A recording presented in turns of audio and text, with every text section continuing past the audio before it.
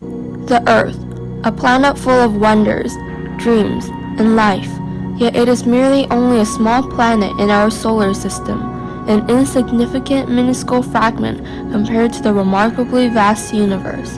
But all of these miracles would not have been able to happen without one important element: the Sun. Our Sun was born around 4.6 billion years ago as a main sequence star, which are stars that fuse hydrogen in their cores and have a stable balance of outward pressure from nuclear fusion in its core and gravitational forces pulling inward. It was noted by astronomers such as Charles Messier and William Herschel that all stars began as a nebulae, also known as an interstellar cloud, a mass of hydrogen gas or solid that is scattered in the universe. A disturbance caused by shock waves of a nearby supernova or comet then sends a force that enables particles to collide and clump together. Slowly, these clumps gather nearby debris, and as the mass increases, gravitational pull increases too, therefore attracting more particles. Over the course of millions of years, the concentration slowly increases in temperature, pressure, and density, until it finally stabilizes and fusion of hydrogen to helium begins in its core. The star gradually exhausts its hydrogen and begins expanding, forming a red giant star. The expansion and dimness is mainly caused by the change of chemicals fused in the star.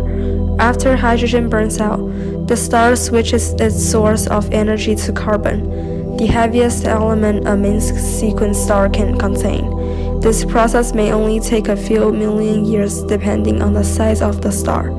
Beyond this, the star begins to use energy instead of creating it. When the last of its helium energy is used up, the star blasts out its outer layer as a planetary nebula and leaves behind an extremely small, dense white dwarf.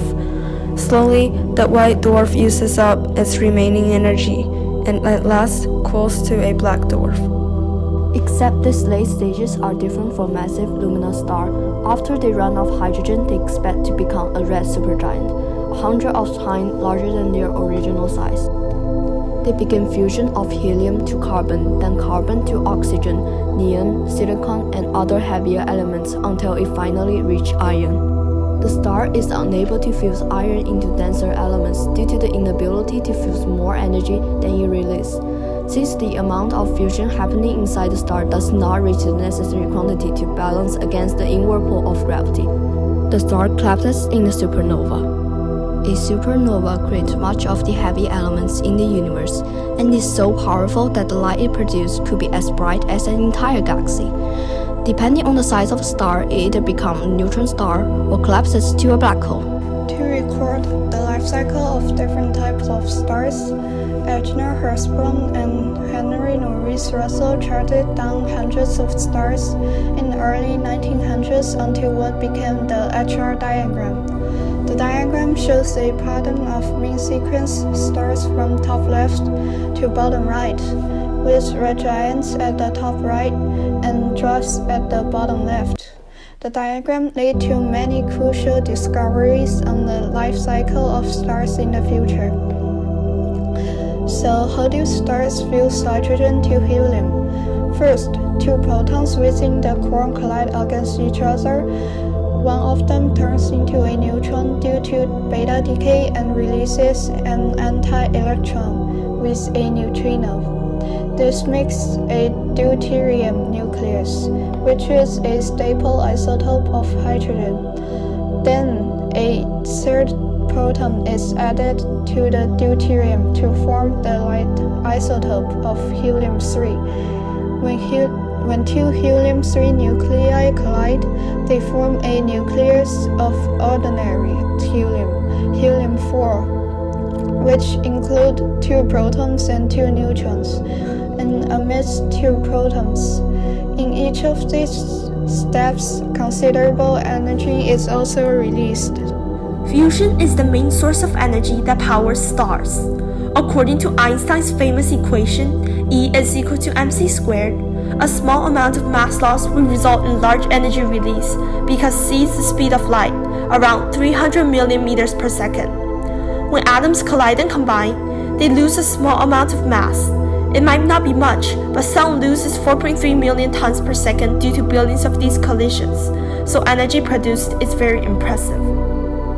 In the 1930s, Hans Bethe, a German-born American theoretical physicist, along with other scientists, tied their work together and discovered that fusion was possible and was the main source of energy in stars. A few years later, researchers began to look for ways to initiate and control fusion reactions to produce useful energies on Earth. Physicists contained the hot plasma with magnetic fields because fusion reactions require temperatures hundreds of millions of degrees. It was too hot to be contained by any solid chamber. After the invention of the laser, other researchers sought to heat fuels with the laser so suddenly that the plasma would not have time to escape before it was burned in the fusion reaction.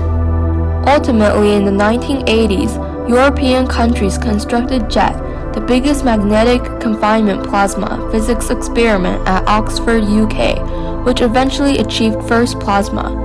As we adventure to more advanced technology, scientists made significant progress in fusion, but still cannot create stable plasma. They are presently working to stabilize plasma in order to achieve high efficiency to produce energy on Earth.